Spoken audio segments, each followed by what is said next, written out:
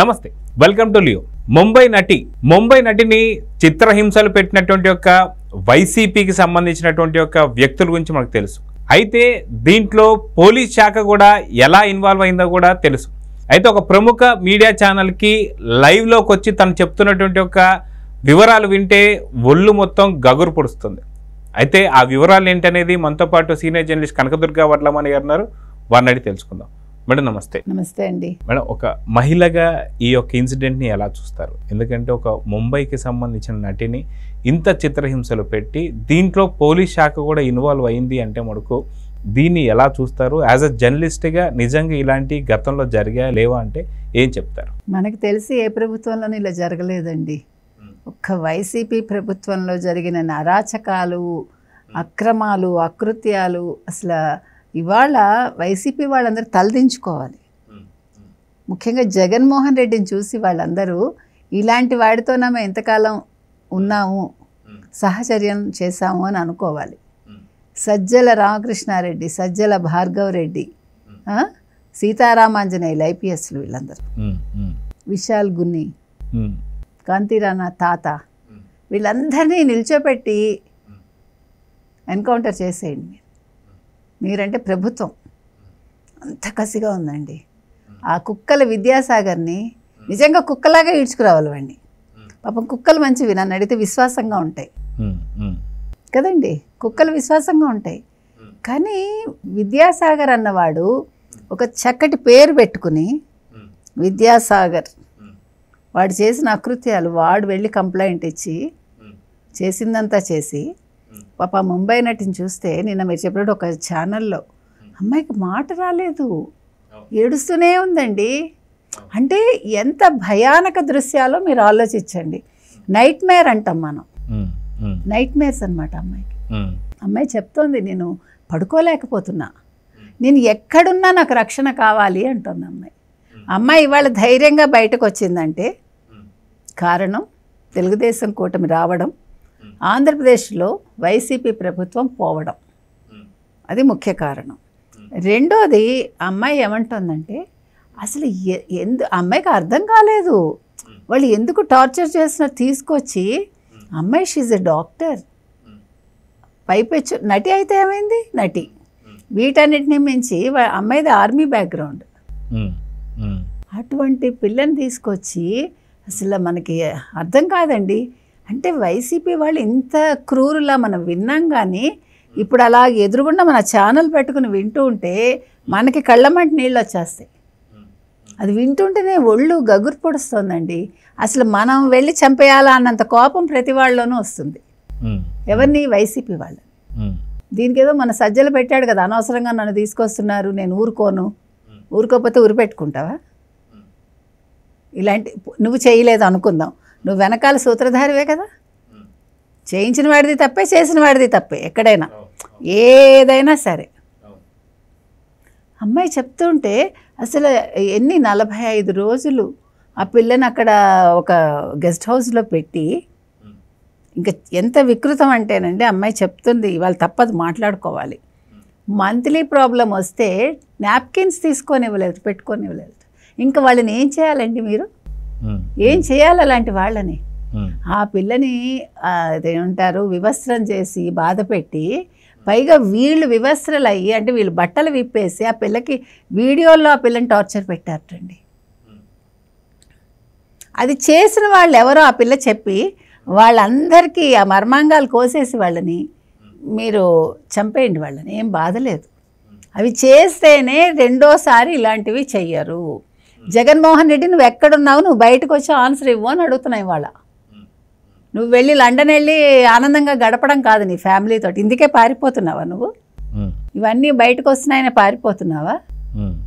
ఇవాళ వైసీపీ వాళ్ళందరూ అంబటి రాంబాబు కావచ్చండి, వాడెవడు కొడాలి నాని కావచ్చు, అందరూ ఆన్సర్ ఇవ్వాలి. వాళ్ళు రోజా పారిపోయింది ఆల్రెడీ, బొత్స కూడా ఇవ్వాలి ఆన్సర్. వీళ్ళందరూ మాట్లాడితే ఇతను ఎవరు, పేర్ని నాని ముఖ్యంగా ప్రెస్ ముందుకు వచ్చి మాట్లాడమనండి. దిగొచ్చాము మేమందరం ఏమిటది మహాపతివ్రతల్లాగా మాట్లాడతారు. ఆడవాళ్ళలోనే పతివ్రత అక్కర్లే, మగవాళ్ళలో కూడా ఉండాలి. సో ఇట్లా వైసీపీకి సంబంధించి చూస్తే మనకి గోరంట్ల మాధవ్ నుంచి దాని తర్వాత ఎన్నో రకాల ఎపిసోడ్లు మనం చూస్తూ వస్తున్నాం. ఎందుకు మహిళల పట్ల ఇట్లా ప్రవర్తిస్తూనే మళ్ళీ ఇంకో రకంగా రెండో నాలుగుతో మహిళలకు మేము పెద్దపీట వేస్తున్నాం, మాకు అక్క చెల్లెళ్ళు, ఎస్సీలు ఎస్టీలు మా అక్క చెల్లెళ్ళు అంటూ మాట్లాడుతున్న వైఎస్ జగన్ యొక్క మాటలను ఎలా చూడాలంటారు? అంటే నమ్ముతున్నారా మీరు? ఇది నరం లేని నాలుగు కదండి, ఏమన్నా మాట్లాడతాడు. అక్కడే ఎలక్షన్స్ ఎన్నికల్లో ఓట్లు పడాలి, మాట్లాడతాడు. మీరు అవన్నీ నమ్మితే ఎట్లా?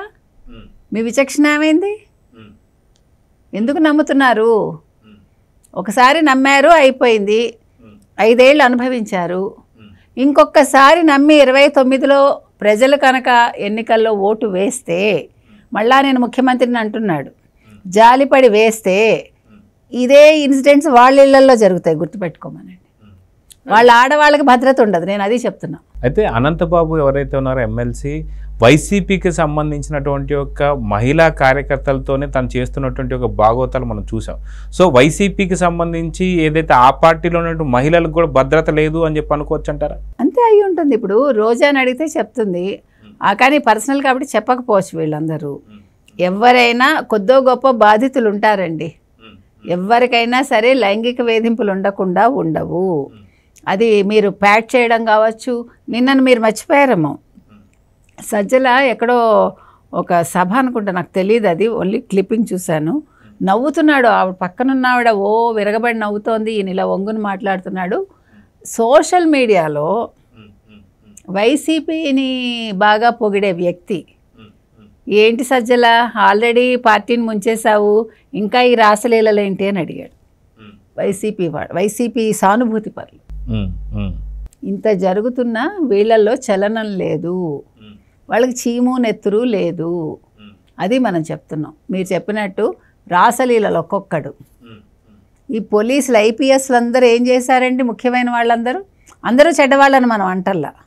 ఈ కొద్దిమంది చెడ్డవాళ్ళు వీళ్ళందరూ, వీళ్ళ ఉద్యోగాలు ఏంటి, వీళ్ళకి ఎందుకు వచ్చాయి ఐపీఎస్లు? ఆ అమ్మాయి అలా బెదిరిపోయింది, ఒక జింక పిల్ల బెదిరిపోతుంది చూడండి, అట్లా బెదిరిపోయింది. గన్ను పెట్టి ఆ పిల్లని బెదిరించి తెల్ల కాగితాల మీద సంతకాలు తీసుకుని వాళ్ళ కుటుంబం మొత్తాన్ని తీసుకొచ్చి తల్లిదండ్రులను ఎంత హెరాస్ చేసి, వాళ్ళు పెద్దవాళ్ళట, నాకు ఆర్థికంగా కూడా నా మూలాలను దెబ్బతీయడానికి చూశారు, నా అకౌంట్స్ అన్నీ ఫ్రీజ్ చేశారని చెప్తోంది ఆ పిల్ల. నేను నా ఫ్యామిలీని నేను చూసుకోవాలి, వాళ్ళ బ్రదర్ని కూడా తీసుకొచ్చి బెదిరించి. ఏంటండి అరాచకం? ఎవరితో చెప్పుకో. పైగా చంద్రబాబు నాయుడిని అరెస్ట్ చేసావు, నువ్వెంత ఆఫ్టర్ ఆల్ అన్నట్టు.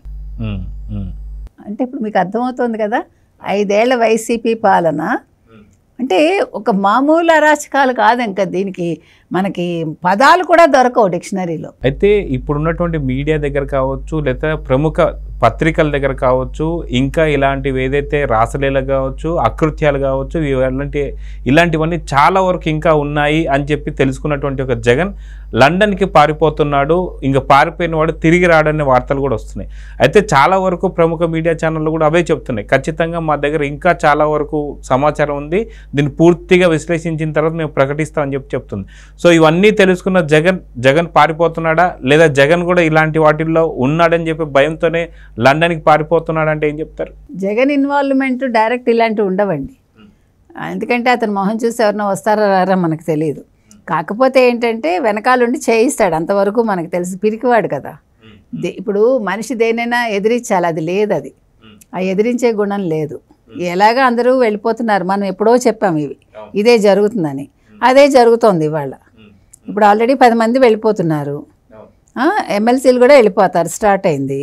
ఇంకేం చేస్తాడు? జెండా పట్టుకుని లండన్ వెళ్ళిపోవాలి. ఇప్పుడు ఆ జెండాతో ఇక్కడ పని లేదు కదా, ఎలాగ జెండా పీకేసుకుని లండన్ పట్టుకెళ్ళిపోతే గొడవ వదులుతుంది. ఇక్కడ కేసులు తప్పించుకోవచ్చు, దేనికి ఆన్సర్ ఇవ్వక్కర్లేదు, శ్వేతపత్రాల మీద ఆన్సర్ ఇవ్వక్కర్లేదు.